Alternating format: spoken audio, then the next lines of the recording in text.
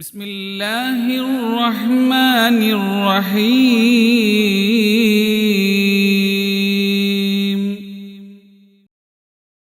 ലോകത്തെ ചക്രവർത്തിമാരിൽ മഹാചക്രവർത്തിയായിരുന്നു സുലൈമാൻ നബി അലൈഹി സ്വലാത്തു വസ്സലാമിന്റെ വാപ്പയായ ദാവൂദ് അലൈഹി സ്വലാത്തു വസ്സലാം. ഈ ലോകം അടക്കി ഭരിച്ചൊരു രാജാവാണ്, ഒരു കാൻഡിഡേറ്റ് ആയിരുന്നു. അദ്ദേഹം പിന്നെ രാജാവായി മാറിയപ്പോൾ അള്ളാഹു ദാവൂദ് നബി അലൈഹി സ്വലാത്തു വസ്സലാമിനെ വിളിച്ചുകൊണ്ട് പറയുന്ന ഒരു വാക്കുണ്ട് വിശുദ്ധമായ ഖുർആനിൽ, യാ ദാവൂദ്, ഓ ദാവൂദേ, ഇന്നാ ജഅൽനാക ഖലീഫതൻ ഫിൽ അർളി ഫഹ്കും ബൈനൻ നാസി ബിൽ ഹഖ് വലാ തത്തബിഇൽ ഹവാ ഫയുളില്ലക അൻ സബീലില്ലാഹ്. ദാവൂദ് നബിയോട് സ്ഥാനാർത്ഥിയായിട്ട് നിന്നപ്പോൾ അല്ലാഹ് പറഞ്ഞു ഉപദേശം, നമ്മുടെ നേതാവായിട്ട് നിൽക്കുന്നവരോടെല്ലാം, സ്ഥാനാർത്ഥികളോടെല്ലാം, ഒരു കാൻഡിഡേറ്റ് ആയിട്ട് നിങ്ങൾ നിൽക്കുമ്പോ, നിങ്ങളുടെ പിന്നിൽ അണിനിരക്കുന്ന പ്രവർത്തകർ നിങ്ങൾക്ക് വേണ്ടി മുദ്രാവാക്യം വിളിക്കുമ്പോ, ഒടിപിടിക്കുമ്പോ, നിങ്ങൾ കാണിക്കേണ്ട നീതിയെ പറ്റിയിട്ട് അള്ളാഹുവിന്റെ വിശുദ്ധമായ ഖുർആൻ പറയാ. നിങ്ങൾ എങ്ങനെയുള്ളവരാകണമെന്നറിയോ? അല്ലാഹ് ദാവൂദ് നബിയെ മാത്രം വിളിച്ചുകൊണ്ടല്ല പറയുന്നത്. ഇമാം നബവി തങ്ങൾ ഈ ആയത്തിനെ വിശദീകരിച്ചു കൊണ്ട് പറയുന്നു, ഒരു ഉത്തരവാദിത്തപ്പെട്ട സ്ഥാനത്തിരിക്കുന്ന ആളുകൾക്കെല്ലാം ഇത് ബാധകമാണ്. ഞാനും നിങ്ങളും ഭരണകർത്താക്കളാണ്. എന്റെ ഭാര്യയുടെയും എന്റെ കുടുംബത്തിന്റെയും എന്റെ ഉത്തരവാദിത്തപ്പെട്ട മക്കളുടെയും ഭരണാധികാരി ഞാനാണ്. നമ്മളെല്ലാവരും കുല്ലുക്കും റാഇ, നിങ്ങളെല്ലാവരും ഭരണകർത്താക്കൾ എന്നാണ് പരിശുദ്ധ റസൂൽ മുഹമ്മദ് മുസ്തഫ. കുല്ലുക്കും മസ്ഊലുൻ അൻ റഅയ്യതിഹി, നിങ്ങൾ ഏൽപ്പിക്കപ്പെട്ട ഉത്തരവാദിത്തത്തെ കുറിച്ച് നാളെ നിങ്ങൾ ചോദ്യം ചെയ്യപ്പെടാതിരിക്കില്ല. പരിശുദ്ധ നബി മുഹമ്മദ് മുസ്തഫ സല്ലല്ലാഹു അലൈഹി വസല്ലമ തങ്ങൾ പറഞ്ഞിട്ട് പറയുന്നു, അല്ലാഹുവിന്റെ ഖുർആൻ ഇങ്ങനെയാ പറയുന്നത്, ഇന്നാ ജഅൽനാക ഖലീഫതൻ ഫിൽ അർളി, ദാവൂദേ, നിങ്ങളെ ഞാൻ ഈ ഭൂമിയുടെ ഖലീഫയാക്കിയിരിക്കുന്നതാണ്. ഏതൊരു പഞ്ചായത്തിന്റെ അല്ല, ഒരു ജില്ലയുടെയല്ല, ഈ ഭൂമിയുടെ ഭരണാധികാരിയാക്കിയിട്ട് ദാവൂദേ നിങ്ങളെ ഞാൻ മാറ്റിയിരിക്കുന്നു. എന്നിട്ട് അള്ളാന്റെ ഖുർആൻ രാഷ്ട്രീയം പറയുന്നു വിശുദ്ധമായ ഖുർആനിൽ. നിങ്ങൾ ആരും ചിന്തിച്ചു പോകരുത്, ഇസ്ലാമിൽ രാഷ്ട്രീയവുമായിട്ട് ബന്ധമില്ല, പണ്ഡിതന്മാർക്കത് സംസാരിക്കാനുള്ള അവകാശമില്ല, അതൊക്കെ ഞങ്ങൾ നോക്കിക്കൊള്ളാം എന്നുള്ള ചിന്ത നിങ്ങൾക്കുണ്ടാവാൻ പാടില്ല. രാഷ്ട്രീയത്തിന്റെ A to Z കാര്യങ്ങൾ എങ്ങനെയാകണമെന്ന് അള്ളാഹ് പറഞ്ഞിട്ടുണ്ട്. അള്ളാഹ് പറയാ, രാഷ്ട്രീയക്കാരനായിട്ട് കടന്നു വന്ന ദാവൂദ് നബി അലൈഹി സ്വലാത്തു വസ്സലാമിനോട്, ഭരണാധികാരിയോട്, ഒരു രാഷ്ട്രത്തെ ഭരിക്കുന്ന ആളാണല്ലോ ഏറ്റവും വലിയ രാഷ്ട്രീയക്കാരനായ ആൾ, ആ പദവി ഇരിക്കുന്ന ദാവൂദ് നബിയോട് അള്ളാഹ് പറയുന്നുണ്ട്, ഫഹ്കും ബൈനൻ നാസി ബിൽ ഹഖ്, ഫഹ്കും ബൈനൻ നാസി ബിൽ ഹഖ്, ദാവൂദേ, സത്യം കൊണ്ട് നീ ജനങ്ങളുടെ ഇടയിൽ വിധിക്കണമേ. സത്യത്തിൽ മാത്രം അടിയുറച്ചു നിൽക്കണം. അത് സ്ഥാനാർത്ഥി മാത്രമല്ല, അതിന്റെ അണിയിൽ കൊടി പിടിച്ച് നിൽക്കുന്നത്. അത് കോൺഗ്രസ് ആണെങ്കിലും UDF ആണെങ്കിലും LDF ആണെങ്കിലും ലീഗ് ആണെങ്കിലും ഏത് രാഷ്ട്രീയക്കാരാണെങ്കിലും ഹക്കിന്റെ ഭാഗത്തെ നമ്മൾ നിൽക്കാവൂ. ഹക്ക് പറയണം. ഫഹ്കും ബൈനൻ നാസി ബിൽ ഹഖ്, ഹക്കിന്റെ ഭാഗത്ത് വേണം നിങ്ങൾ നിൽക്കാൻ. വലാ തത്തബിഇൽ ഹവാ, നിങ്ങളുടെ സ്വന്തം ഇഷ്ടപ്രകാരം ചെയ്യാമെന്ന് നിങ്ങൾ വിചാരിക്കരുത്. നിങ്ങളുടെ സ്വന്തം ശരീരത്തിന്റെ ഇഷ്ടകളെ, അതിന്റെ ചേഷ്ടകളെ നിങ്ങൾ പിന്തുടരരുത്. ഫലാ തത്തബിഇൽ ഹവാ ഫയുളില്ലക അൻ സബീലില്ലാഹ്, ഫയുളില്ലക അൻ സബീലില്ലാഹ്. അല്ലാഹു വെച്ചിരിക്കുന്ന ഒരു ധാർമ്മികമായ പന്ഥാവിൽ നിന്നും നിങ്ങൾ വ്യതിചലിച്ചു പോകരുതേ ദാവൂദ് നബിയെ എന്ന് പരിശുദ്ധ ഖുർആനിൽ ഖാലല്ലാഹു അസ്സ വജൽ. വർഗീയപരമായി നമ്മൾ ഇടപെടരുത്. അതാണ് ഞാൻ കഴിഞ്ഞ ആഴ്ച നമ്മൾ പറയുന്നത്. നമ്മുടെ ഒരു രാഷ്ട്രീയ പാർട്ടിയായിട്ട് നമ്മൾ പ്രവർത്തിക്കുമ്പോൾ എതിരാളിയോട് ബഹുമാനത്തോടുകൂടിയും ആദരവോടുകൂടിയും പെരുമാറിയിട്ട് വേണം നമ്മൾ നമ്മുടെ സ്ഥാനത്തേക്ക്. നിങ്ങൾ നോക്കിയ അമേരിക്കയിൽ ഈ അടുത്ത തെരഞ്ഞെടുപ്പിൽ അവിടെ ഗവർണറായിട്ട് കടന്നു ഒരു മുസ്ലിമാണ്. അത്രയും വലിയ പ്രതിസന്ധികൾക്കിടയിൽ പണ്ഡിതന്മാർ അവരെ വിലയിരുത്തുന്നുണ്ട്. അങ്ങനെ ഒരു രാജ്യത്ത് ഇസ്ലാമിന്റെ എല്ലാ വൈരുദ്ധ്യങ്ങളും കാണിക്കുന്ന, ഇസ്രായേലിനോട് കൂട്ടുപിടിച്ച് ഫലസ്തീനെ കൊന്നൊടുക്കുന്ന അത്തരം ഒരു അമേരിക്ക ശക്തിയിൽ ഒരു മുസ്ലിം അതിന്റെ നേതാവായിട്ട് വന്നുവെങ്കിൽ അതൊരു ചെറിയ കാര്യമല്ല. അള്ളാഹു നമുക്ക് കാണിച്ചെന്ന ഉദാഹരണമാണ്. ഒരിക്കലും നമ്മുടെ അഖീദയും നമ്മുടെ വിശ്വാസവും ഒരു രാഷ്ട്രീയത്തിന്റെ മുന്നിൽ തകർന്നു പോകാൻ പാടില്ല എന്നാണ് ഇമാം നവവി റളിയല്ലാഹു അൻഹു പറയുന്നത്. ഹാദിഹി വസിയ്യത്തും മിനല്ലാഹ്. കണ്ട, ഇത് അള്ളാഹു എന്നുള്ള വസിയത്താണ്. ഓരോ രാഷ്ട്രീയക്കാരനും, ഓരോ കാൻഡിഡേറ്റും, ഓരോ സ്ഥാനാർത്ഥിയും, ഓരോ നേതാവും, ആ നേതാവിന്റെ മുന്നിൽ കൊടിപിടിക്കുന്ന സർവ്വ അണികളും മനസ്സിലാക്കേണ്ടതാണ്, ഹക്കിന്റെ പാതയിൽ അല്ലാത്തൊരു നേതാവിനെയാണ് ഞാനും നിങ്ങളും പിന്തുടരുന്നത് എങ്കിൽ ആ സ്ഥാനാർത്ഥിയായി, ആ നേതാവായി നമ്മൾ അവരോധിക്കപ്പെടുന്ന നേതാവ് കാണിക്കുന്ന നന്മയാണെങ്കിൽ ആ നന്മ, ആ തിന്മയാണെങ്കിൽ തിന്മ, അതിന്റെ ഫുൾ ഉത്തരവാദിത്വവും അള്ളാഹു നമ്മളോടും ചോദ്യം ചെയ്യപ്പെടുമെന്ന് പരിശുദ്ധ ഖുർആനിൽ അള്ളാഹു വ്യക്തമായിട്ട് പറയുകയാണ്. അതുകൊണ്ട് ഹക്കിന്റെ ഭാഗത്ത് ഉറച്ചു നിൽക്കണം. ഇത് അള്ളാഹു എന്നുള്ള വസിയത്താണ്.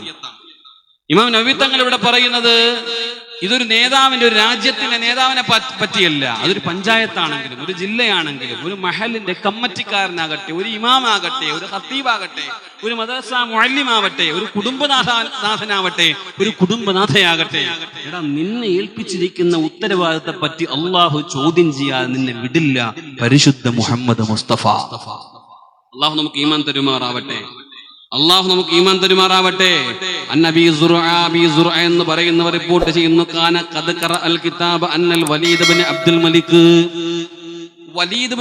മലിക് എന്ന് പറയുന്ന മദീനയിലെ വലിയ അധികാരിയാണ്. ആ മദീനയിലെ വലിയ അധികാരി ഒരു ദിവസം മദീനയിലെ വലിയ പണ്ഡിതനായ സുർഅ തങ്ങളോട് ചോദിക്കുന്നുണ്ട്, അയുഹാസബുൽ ഖലീഫ, ഒരു രാജ്യം ഭരിക്കുന്ന ഖലീഫയെ അള്ളാഹു ചോദ്യം ചെയ്യുമോ? ആ സുർഅ തങ്ങൾ മദീനയിലെ പണ്ഡിതനാണ്, മുത്തഅല്ലിമീങ്ങൾക്ക് ഇൽമു പഠിപ്പിച്ചു കൊടുക്കുന്ന മഹാപണ്ഡിതനാണ്. സുർഅ തങ്ങൾ പറഞ്ഞു കൊടുക്കുന്നു, ഫഇന്നക ഖദ് ഖറഅതൽ കിതാബൽ അവ്വല വ ഖറഅതൽ ഖുർആന വഫഖഹത. ഓ മദീനയിലെ ഗവർണറായ, അവിടത്തെ നേതാവായ, അവിടത്തെ ഭരണാധികാരിയായവരെ, നിങ്ങൾ ഖുർആനൊക്കെ ഓതി പഠിച്ചതല്ലേ, നിങ്ങൾക്കറിയില്ലേ? എന്നിട്ട് പറഞ്ഞു, യാ അമീറൽ മുഅ്മിനീൻ ഫി അമ ഖുൽതു യാ അമീറൽ മുഅ്മിനീൻ അൻത അക്റമു അലല്ലാഹി ഔ ദാവൂദ്. ദാവൂദാണോ നിങ്ങളാണോ ഈ രാജ്യത്തെ മാന്യൻ? നിങ്ങളാണോ ഏറ്റവും വലിയ ഉന്നതൻ? ദാവൂദ് നബിയല്ലയോ രാജാവേ? എന്നിട്ട് പറയുന്നു, ഇന്നല്ലാഹ അസ്സ വജല്ല ജമഅ ലഹു നുബുവത വൽ ഖലീഫ വൽ ഖിലാഫത.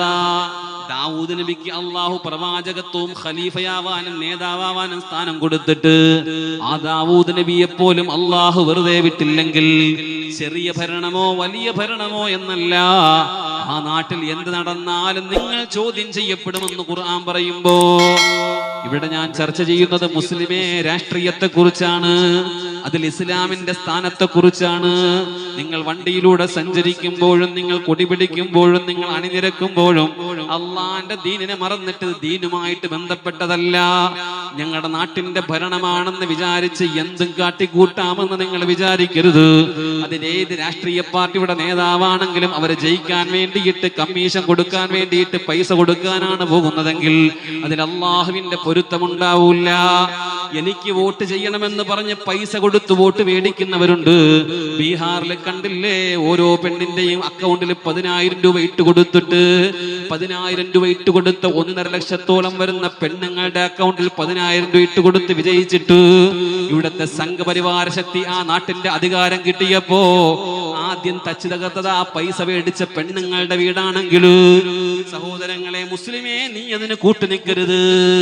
അങ്ങനെ കൂട്ടുനിന്നാൽ അള്ളാഹുവിന്റെ കോടതിയിൽ സമാധാനം പറയാതെ, എന്തിന്റെ പേര്? നിനക്ക് വേണ്ടിയല്ല, നിന്റെ കുടുംബത്തിന് വേണ്ടിയല്ല, ഏതോ ഒരു രാഷ്ട്രീയ പാർട്ടി നീ നിലകൊള്ളുന്നതാവട്ടെ നിലകൊള്ളാത്തതാവട്ടെ, രാഷ്ട്രീയക്കാരന്മാരായ ഒരുത്തന്റെയും അഴിമതിക്കും അക്രമത്തിനും അരാജകത്തിനും മുസ്ലിമേ നീ കൂട്ടുനിൽക്കരുത്. ഇത് ഈ പള്ളിയുടെ മിഹ്റാബിൽ ഞാൻ നിങ്ങളോട് പറഞ്ഞില്ലെങ്കിൽ നിങ്ങൾ തെറ്റിദ്ധരിക്കും. നിസ്കാരം മാത്രമാണ് ദീനെന്ന് നിങ്ങൾ വിചാരിക്കും. നിങ്ങൾ വിചാരിക്കും ഹജ്ജ് മാത്രമാണ് ദീനെന്ന് വിചാരിക്കും. ഇവിടെ നടക്കുന്ന ഖുർആൻ ക്ലാസ് ജുമഅയാണ് ദീനെന്ന് നിങ്ങൾ വിചാരിക്കും. അങ്ങനെയല്ല. ഇസ്ലാമിൽ രാഷ്ട്രീയമുണ്ട്, അതിനൊരു സത്യമുണ്ട്, സത്യസന്ധതയുണ്ട്. അതിന് വോട്ട് മേടിക്കാൻ വേണ്ടിയിട്ട് വീടുകളോളം തീർന്ന രാഷ്ട്രീയം ഇസ്ലാമിലില്ല. രാഷ്ട്രീയക്കാരന്മാരായ നേതാവായിട്ട് ഇസ്ലാമിൽ അള്ളാഹുവിന്റെ റസൂൽ ഒരാളെ അവരോധിക്കുമെങ്കിലും അവരെ സമ്മതിദായകരായിട്ട് കടന്നു വരുന്ന സ്വഹാബത്തിന്റെ മുന്നിൽ പോയിട്ട് എന്നെ അംഗീകരിക്കണമെന്നൊരു സ്വഹാബത്തും പറഞ്ഞിട്ടില്ല. അള്ളാന്റെ റസൂലിന്റെ വഫാത്ത് കഴിഞ്ഞു. അബൂബക്കർ സിദ്ദീഖ് റളിയല്ലാഹു അൻഹു പിന്നെ ഖലീഫയായിട്ട് വരാൻ എന്നപ്പോ അബൂബക്കർ തങ്ങൾ പറഞ്ഞു, വേണ്ട ഉമറേ, എനിക്ക് പറ്റൂല. അള്ളാന്റെ റസൂലിന്റെ പദവി ഏൽക്കാൻ അബൂബക്കറാവുന്ന എനിക്ക് പറ്റൂല ഉമറേ എന്ന് പറയുമ്പോ സഹാബത്ത് ഒന്നടങ്കം പറഞ്ഞത് എന്തെന്നറിയോ? അള്ളാഹുവിന്റെ റസൂല് കഴിഞ്ഞാൽ ആ സ്ഥാനത്ത് അബൂബക്കറെ നിങ്ങളോളമുള്ള ഒരാൾ ഈ കൂട്ടത്തിലില്ലല്ലോ. നിങ്ങളോളമുള്ള ഒരാൾ ഈ കൂട്ടത്തിലില്ലല്ലോ എന്ന് പറഞ്ഞുകൊണ്ട് അള്ളാഹുവിന്റെ സഹാബത്ത് ദീൻ അവിടെ നിലനിർത്തിയെങ്കിൽ അതിനുശേഷം ഉമറും ഉസ്മാനും നമ്മൾ ഇവിടുത്തെ ഖുതുബയിൽ പറയുന്നത് പോലെ അലിയാർ തങ്ങൾ ഖലീഫകളായിട്ട് കടന്നു വന്നപ്പോ അതിനുശേഷം വന്ന സർവ്വ നേതാക്കന്മാരും ഇസ്ലാമിന്റെ ഔറംഗസീബ് അടക്കമുള്ള മുഗൾ ചക്രവർത്തിമാർ ഇവിടെ കടന്നു വന്നപ്പോ അവരെയൊക്കെ ഒറ്റക്കെട്ടായിട്ട് ഈ ജനം അംഗീകരിച്ച എന്തിന്റെ അടിസ്ഥാനത്തിൽ എന്നറിയോ? അവർ ദീൻ വിട്ടുപോയിട്ടില്ല, ഒരൊറ്റ വഖത്ത് നിസ്കാരം നശിപ്പിച്ചിട്ടില്ല, ദീനിന്റെ മൂല്യങ്ങൾ അവൾ പുറങ്കാല് കൊണ്ട് ചവിട്ടിയെറിഞ്ഞില്ല. അങ്ങനെ ചവിട്ടിയെറിയുന്ന നേതാക്കന്മാരെ നമ്മൾ തന്നെ തെരഞ്ഞെടുത്തപ്പോ നമ്മുടെ നാട്ടിൽ അഴിമതി വരുന്നു, കൈക്കൂലി വരുന്നു. അത് മുസ്ലിമീങ്ങൾ പോലും അതിനെ കൂട്ടുനിൽക്കുമ്പോ മുസ്ലിമീങ്ങളെ നിങ്ങൾ വിചാരിച്ചു പോകരുത് ഇത് ഇസ്ലാമുമായിട്ട് ബന്ധമുള്ളതല്ലല്ലോ, നാളെ അള്ളാന്റെ കോടതിയിൽ പരാതി പറയേണ്ടി വരില്ലല്ലോ എന്ന് വിചാരിക്കരുത്. പറയുന്നതും ചെയ്യുന്നതും മനക്കങ്ങളും മടക്കങ്ങളും ചിന്തകളും സംസാരിക്കുന്നതും ഫോൺ വിളിക്കുന്നതും ഇടപാട് നടത്തുന്ന സാമ്പത്തിക വ്യവസ്ഥകൾക്കെല്ലാം റബ്ബിന്റെ കോടതിയിൽ സമാധാനം പറയാതെ മുസ്ലിമേ എന്റെയും നിന്റെയും കാലിന്റെ ചവിട്ടടി അനക്കാൻ സമ്മതിക്കൂല്ലെന്ന് ഇതുവരെ നുണ പറയാത്ത നാവ് കൊണ്ട് അഷ്റഫുൽ ഖൽഖ് മുഹമ്മദ് മുസ്തഫ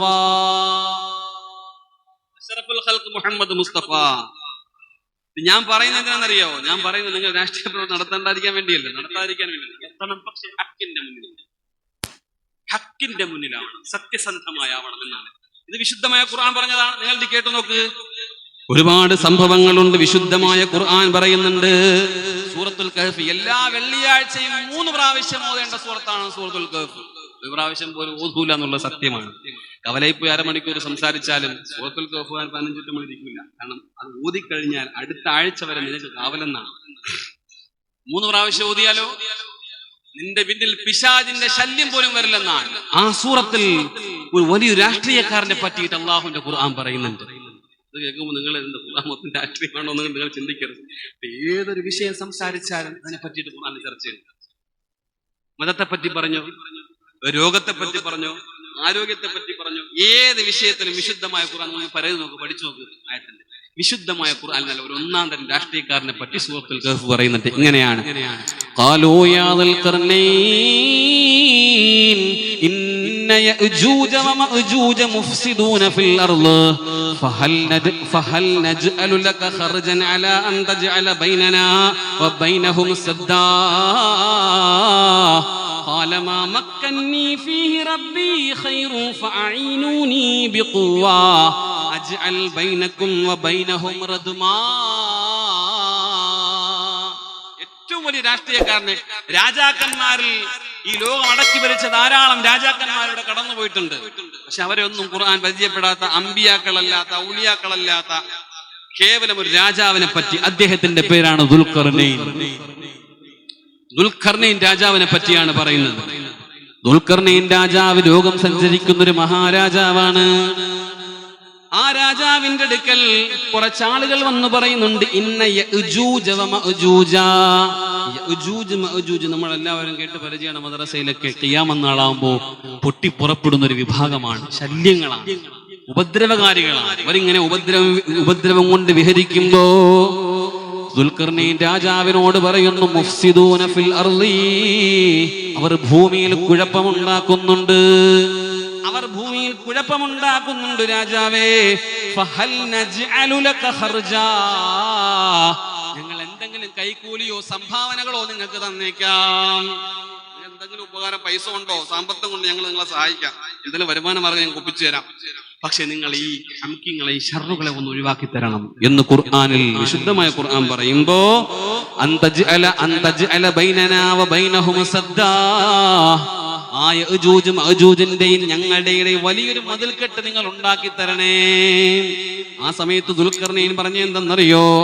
ഖാല മാ മക്കന്നി ഫീഹി റബ്ബി ഖൈറുൻ ഫഅഈനൂനി ബിഖുവ അജ്അൽ ബൈനകും വബൈനഹും റദ്മാ. നിങ്ങൾ എനിക്ക് കൈക്കൂലി തരണ്ട, നിങ്ങളുടെ 10 പൈസയുടെ ആവശ്യം ഈ ദുൽഖർനൈനില്ല. പക്ഷെ അതിനേക്കാൾ ഖൈറുൻ ഫഅഈനൂനി, നിങ്ങൾ എനിക്ക് തരുന്ന പൈസയേക്കാൾ, സമ്പത്തിനേക്കാൾ, സംവിധാനത്തെക്കാൾ ഉയർന്ന പദവി എന്റെ റബ്ബ് എനിക്ക് മാറ്റിവെച്ചിട്ടുണ്ട്. ഖൈർ. നിങ്ങൾ എന്ത് ചെയ്യണമെന്നറിയോ? അതൊന്നുമല്ല നിങ്ങൾ എനിക്ക് തരേണ്ടത്. ഫഅഈനൂനി ബിഖുവ അജ്അൽ ബൈനകും വബൈനഹും റദ്മാ. അവർക്കും നിങ്ങൾക്കും ഇടയിൽ മറയുണ്ടാക്കാൻ നിങ്ങൾ എന്നെ സഹായിക്കണേ.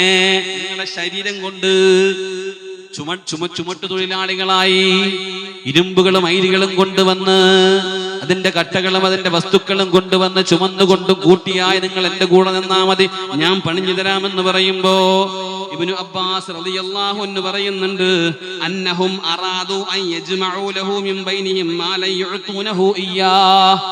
വലിയൊരു പണത്തുകയാണ് ആ നാട്ടുകാർ ദുൽഖർനൈൻ രാജാവിന്റെ മുന്നിൽ വെച്ചത്. പണത്തിന്റെ മുന്നിലല്ല ദുൽഖർനൈൻ രാജാവ് വഴങ്ങിയത്, അധികാരത്തിന്റെ മുന്നിലല്ല വഴങ്ങിയത്. ആ നാട്ടുകാരുടെ സങ്കടം വന്നപ്പോ ഞാനുണ്ടെന്ന് പറയാൻ തയ്യാറായ ദുൽഖർനൈൻ ഒറ്റ വാക്ക് പറഞ്ഞപ്പോ ഖുർആൻ അങ്ങ് പരാമർശിച്ചു. അല്ലാഹ് എടുത്തു പറഞ്ഞത് ദുൽഖർനൈൻ രാജാവ് എങ്ങനെയാണ്.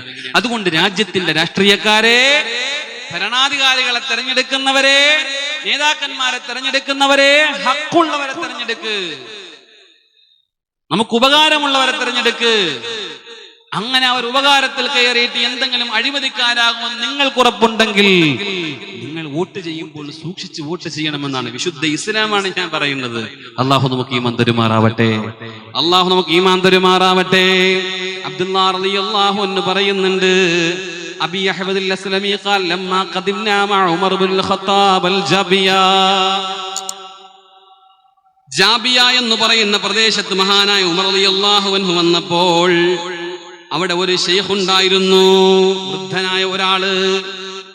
വൃദ്ധനായ ഒരാളെന്ന് പറഞ്ഞാൽ ദിമ്മിയായ ഒരു കാഫിറായ ആളാണ്. ഇസ്ലാം രാജ്യത്ത് ടാക്സ് അടച്ചുകൊണ്ട് ജീവിക്കുന്ന അമുസ്ലിമിൽക്കാണ് ദിമ്മത്ത് എന്ന് പറയുക, ദിമ്മിയായ കാഫിർ. അങ്ങനെ ഒരാളെ കണ്ടു, സയ്യിദുനാ ഉമർ ഇബ്നുൽ ഖത്താബ് റളിയല്ലാഹു അൻഹു. നമുക്ക് മുമ്പ് ഒരുപാട് ഭരണാധികാരികൾ കടന്നു പോയിട്ടുണ്ട്. വോട്ട് ചെയ്യുന്നവരെ, വോട്ടൊരു ചെറിയ കാര്യമല്ല, അത് ഇസ്ലാമിന്റെ അടയാളമായിട്ട് മാറേണ്ടതുണ്ട്. നമ്മുടെ രാജ്യത്ത് സമാധാനം ഉണ്ടാകേണ്ടതുണ്ട്. നിങ്ങൾക്കറിയില്ലേ, വഖഫിന്റെ നിയമങ്ങൾ ഇപ്പൊ വരുന്നത് കണ്ടല്ലോ. ഡേറ്റ് നീട്ടിക്കൊടുക്കാൻ പറഞ്ഞിട്ട് നീട്ടിക്കൊടുക്കാൻ നമ്മുടെ കേന്ദ്ര ഗവൺമെന്റ് തയ്യാറായില്ലല്ലോ. ആ ട്രൈബ്യൂണലിൽ വിടുമെന്നാണല്ലോ നമ്മുടെ കേന്ദ്രം നമ്മളെ ഭയപ്പെടുത്തിക്കൊണ്ടിരിക്കുന്നത്. കോടാനുകോടി വഖഫ് സ്വത്തുകൾ പിടിച്ചു കെട്ടാനുള്ള കുതന്ത്രമായിട്ട് ഈ ചരിത്രകാരന്മാരും അതിനെക്കുറിച്ച് പഠിച്ചവരും പറയുമ്പോ SIR വന്നിട്ട് മുസ്ലിമേ നമ്മുടെ പൗരത്വം ചോദ്യം ചെയ്യപ്പെടുമ്പോ അള്ളാഹുവിന്റെ റസൂല് പറയുന്നു, നമ്മൾ ദീനിൽ നിന്ന് അകലുമ്പോഴാണ് ഇങ്ങനെയുള്ള പ്രതിസന്ധികൾ വരിക. നമ്മൾ ഒറ്റക്കെട്ടായി രാജ്യത്തിന്റെ ജനാധിപത്യ വ്യവസ്ഥ തകർന്നു പോകാതെ ഒറ്റക്കെട്ടായി നല്ല ഒരേ മനസ്സോടെ നിന്നുകൊണ്ട് നമ്മൾ പ്രവർത്തിച്ചില്ലെങ്കിൽ വരും തലമുറയ്ക്ക് പള്ളി ഉണ്ടാവൂല, കിടക്കാൻ ഖബറുണ്ടാവൂല, മയ്യത്ത് കുളിപ്പിക്കാൻ ആളുണ്ടാവൂല, ബുൾഡോസറുകൾ പള്ളികൾ കയറി ഇറങ്ങാൻ ആരും ഉണ്ടാവൂല. അതുകൊണ്ട് മുസ്ലിമേ, ഒരു ഖബറ് ചൂണ്ടിക്കാട്ടിയിട്ടൊരു മനുഷ്യൻ പറയും, എത്ര ഖിയാമത്ത് നാളാകുമ്പോ ആ ഖബറിൽ കിടക്കുന്ന ആളെത്ര ഭാഗ്യവാനാണ്, ദുനിയാവിൽ എന്റെ ജീവിതം വലിയ കഷ്ടമാണല്ലോ എന്ന് പറഞ്ഞ് അപലപിക്കുന്ന ഒരു നാളെ വരാതെ ഈ ലോകം അവസാനിക്കില്ലെന്ന് പരിശുദ്ധ മുഹമ്മദ് മുസ്തഫ. ഖബറിൽ കിടക്കുന്ന ആളെ ചൂണ്ടിക്കാണി, ഇയാൾ ഭാഗ്യവാനാണ്, അയാൾ കൊണ്ട് പൗരത്വം, കാരണം അയാളെ നഷ്ടപ്പെട്ടു, അയാൾ ഖബറിൽ ആരും ഇറക്കി വിടൂലല്ലോ. ഈ രാജ്യത്ത് താമസിക്കാൻ പറ്റാത്ത അവസ്ഥ ഫലസ്തീനും സുഡാനും മാത്രമല്ല, ഓരോ രാജ്യങ്ങളിലും അത് കടന്നു വരുമെന്ന് പരിശുദ്ധ റസൂൽ മുഹമ്മദ് മുസ്തഫ. അപ്പൊ നമ്മൾ എന്ത് ചെയ്യണം? നമ്മൾ നീതിബോധമുള്ളവരും ദീനിയായിട്ടും നമ്മൾ പിടിച്ചു നിൽക്കണമെങ്കിൽ നമ്മുടെ തലമുറ, നമ്മുടെ മക്കൾ സ്വസ്ഥമായിട്ട് നമ്മൾ നടക്കുന്ന ഓരോ ചവിട്ടടിയും ഈ രാജ്യത്തിന്റെ മണ്ണിന് ജനാധിപത്യ വ്യവസ്ഥയും സ്വാതന്ത്ര്യവും സമാധാനം ഉണ്ടാക്കാൻ വേണ്ടിയാണ്. അല്ലാത്ത വ്യവസ്ഥകൾക്ക് നിങ്ങളുടെ ഉള്ളിൽ അത് വെച്ചുകൊണ്ട് ഞാൻ നിലകൊള്ളുന്ന പാർട്ടി തന്നെ, ഞാൻ വേറൊന്നും നോക്കൂല, ഞാൻ ഇതിലെ നിലനിൽക്കുന്നു എന്ന് പറയുന്ന സംവിധാനം നമ്മുടെ കൽബിന്റെ ഉള്ളിൽ ഉണ്ടാകരുത്. എവിടെയാണോ നമുക്ക് സമാധാനം നമ്മുടെ രാജ്യത്തിൽ നേടിയെടുക്കാൻ പറ്റുക, ആ കൽബിന്റെ ഉള്ളിൽ ഉണ്ടാവുക. ഇതാണ് ദീനുൽ ഇസ്ലാം പറയുന്നത്. മദീനയിൽ അങ്ങനെയായിരുന്നു, മക്കയിൽ അങ്ങനെയായിരുന്നു, ഇസ്ലാമിന്റെ രാഷ്ട്രങ്ങൾ ഭൂരിഭാഗം അങ്ങനെയായിരുന്നു. പക്ഷേ വർത്തമാന കാലഘട്ടത്തിൽ അവിടെയും പ്രശ്നങ്ങൾ ഉണ്ടാവാൻ കാരണം ഒരു മുസ്ലിമായ ഭരണാധികാരി വന്നതുകൊണ്ട് രാജ്യത്ത് സമാധാനം ഉണ്ടാകണമെന്നില്ല. ഒരു മുസ്ലിമായ ഭരണാധികാരി നമ്മുടെ നേതാവായതുകൊണ്ട് നമുക്ക് സമാധാനം കിട്ടണമെന്നില്ല, അവരും കൂടി ദീനുള്ളവരായി മാറണമെന്നാണ് വിശുദ്ധ ഇസ്ലാം പറയുന്നത്. ഹക്കുണ്ടാകണം, സ്വന്തം ശരീരത്തിന്റെ ഇച്ഛകളെ മാത്രം പിൻപറ്റി ജീവിക്കുന്നവനാകരുത്. ഇത്രേ പറയണുള്ളൂ. അള്ളാഹു നമുക്ക് മനസ്സിലാക്കാൻ തൗഫീക്ക് നൽകുമാറാവട്ടെ. അള്ളാഹു നമുക്ക് മനസ്സിലാക്കാൻ തൗഫീക്ക് നൽകുമാറാവട്ടെ. മഹാനായ സയ്യിദുനാ ഉമർ ഇബ്നുൽ ഖത്താബ് റളിയല്ലാഹു അൻഹുവിന്റെ ഒരു ചരിത്രമുണ്ട്. മഹാനായ അബ്ദുറഹ്മാൻ ഇബ്നു സയ്യിദ് റളിയല്ലാഹു അൻഹു പറയുന്നുണ്ട്, അന്നബി അസ്ലമ അന്ന ഉമർ ഇബ്നുൽ ഖത്താബ് ത്വാഫ ലൈലതൻ ഫഇദാ ഹുവ ബിംറഅത്തിൻ ഫീ ജൗഫി ദാരിൻ ലഹാ വഹൗലഹാ സുബിയാനു യബ്കൂൻ. ഉമർ ഇബ്നുൽ ഖത്താബ് റളിയല്ലാഹു അൻഹുവിനെ നിങ്ങൾക്കറിയോ? ഇന്ത്യൻ മഹാറിപ്പബ്ലിക്കിന്റെ രണ്ടാമത്തെ ഭരണാധികാരിയായിട്ട് കടന്നു വന്ന സയ്യിദുനാ ഉമർ ഇബ്നുൽ ഖത്താബ് റളിയല്ലാഹു അൻഹു പാതിരാത്രി ഇങ്ങനെ സഞ്ചരിക്കുന്ന ഒരു സംഭവമുണ്ട്. പാതിരാത്രിയാകുമ്പോൾ ഇങ്ങനെ സഞ്ചരിക്കാൻ ഇറങ്ങും. നമുക്കറിയാം, പല കഥകളുമുണ്ട്. അങ്ങനെ സഞ്ചരിച്ചു കൊണ്ടിരിക്കുമ്പോൾ ഒരു വീട്ടിൽ നിന്നതാ കൂട്ടക്കരച്ചിൽ കേൾക്കുന്നുണ്ട്. അവിടത്തെ മക്കൾ ഇങ്ങനെ വല്ലാതെ കരയുന്നുണ്ട്.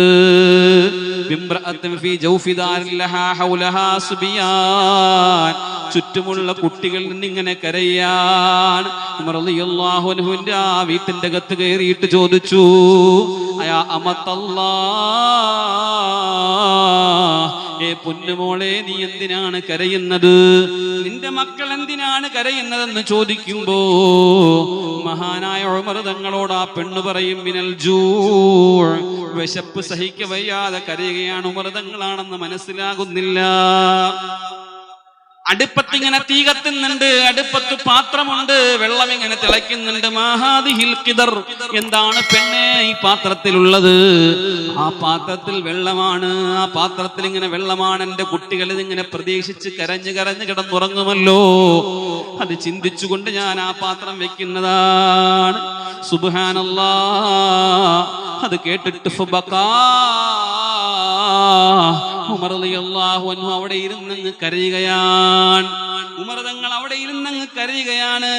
ആ കരച്ചിലിന്റെ വല്ലാത്ത രംഗമങ്ങ് കഴിഞ്ഞപ്പോ ഉമർ റളിയല്ലാഹു അൻഹു തന്റെ ഭൃത്യനെയും കൂട്ടിയിട്ട് വീട്ടിലോട്ട് പോയിട്ട് അവരോട് പറഞ്ഞു, അസ്ലമേ, പൊന്നുമോനെ, മാവെടുക്ക്, അവർക്കുള്ള വസ്ത്രമെടുക്ക്, അവർക്കുള്ള പണമെടുക്ക്, അവർക്കുള്ള സംവിധാനങ്ങളെല്ലാം ഒരു ചാക്കിലാക്ക്.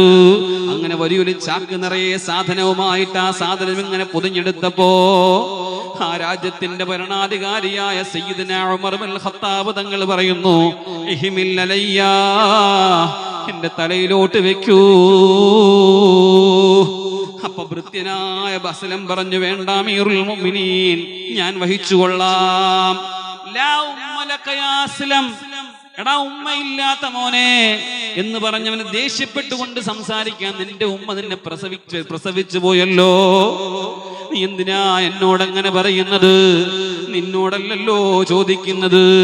ബൽ അന അഹ്മിലുഹു ലിഅന്നി അനൽ മസ്ഊൽ, ഭരണാധികാരി ഞാനാണല്ലോ, ഭരണാധികാരി ഞാനാണല്ലോ സമാധാനം പറയേണ്ടത് എന്ന് പറഞ്ഞുകൊണ്ട് തന്റെ പിടലിയിൽ എടുത്തു വെച്ചുകൊണ്ട് ഉമർ തങ്ങൾ നടന്നു പോയിട്ട് അവിടെ ഇരുന്നു കൊണ്ട് ആ മാവ് കുഴച്ച് ഭക്ഷണം ഉണ്ടാക്കി ആ കുഞ്ഞുങ്ങൾക്കും ആ ഉമ്മാക്കും പാകം ചെയ്ത് കൊടുത്തിട്ട് ആ വീട്ടിന്റെ സിറ്റ് ഔട്ടിൽ വന്നിരുന്നു കൊണ്ട് ആ കുഞ്ഞുങ്ങളെ ഇങ്ങനെ നോക്കുന്നു. കുറെ നേരം കഴിഞ്ഞപ്പോൾ വിശപ്പങ്ങ് മാറിയപ്പോൾ കുഞ്ഞുങ്ങളുടെ ചിരിയുടെ ശബ്ദം പുറത്തു കേട്ടപ്പോൾ മതി മതി അല്ലാഹ്, മതി മതി അല്ലാഹ് എന്നിട്ടിങ്ങനെ പുറത്തിറങ്ങുമ്പോ സുബ്ഹാനല്ലാഹ് ഉമർ തങ്ങൾ അസ്ലമിനോട് പറയുന്നുണ്ട്, യാ അസ്ലം തദ്രീ ലിമ റളീതു ബി ഖദാഇമി, എന്തുകൊണ്ടെന്നറിയോ ഞാൻ ആ കുഞ്ഞുങ്ങൾക്ക് ഭക്ഷണം പാചകം ചെയ്തു കൊടുത്തത് എന്ന് പറയുമ്പോൾ റഅയ്തുഹും യബ്കൂന ഫഖറഹതു അൻ അദ്ഹബ വഅദഅഹും ഹത്താ അറാഹും യൽഹഖൂന ഫലമ്മാ ലഹിഖൂ ത്വാബത്തു നഫ്സി.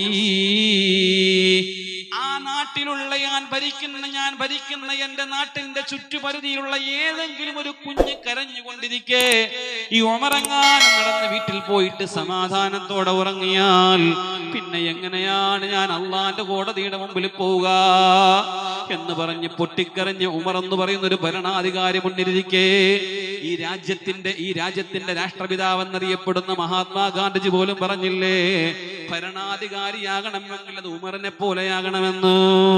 അങ്ങനെ ഒരു ഇസ്ലാമിന്റെ പാരമ്പര്യമുള്ള രാഷ്ട്രീയമുള്ള ഒരു മതമാണ് ഇസ്ലാമെങ്കിൽ മുസ്ലിമേ, ഞാനും നിങ്ങളും അതേ സ്വത്വബോധമുള്ളവരാകണം. അതാണ് തഴവ ഉസ്താദ് പാടിയത്. അവരാണ് അമീറുൽ മുഅ്മിനീൻ ഉമറല്ലോ,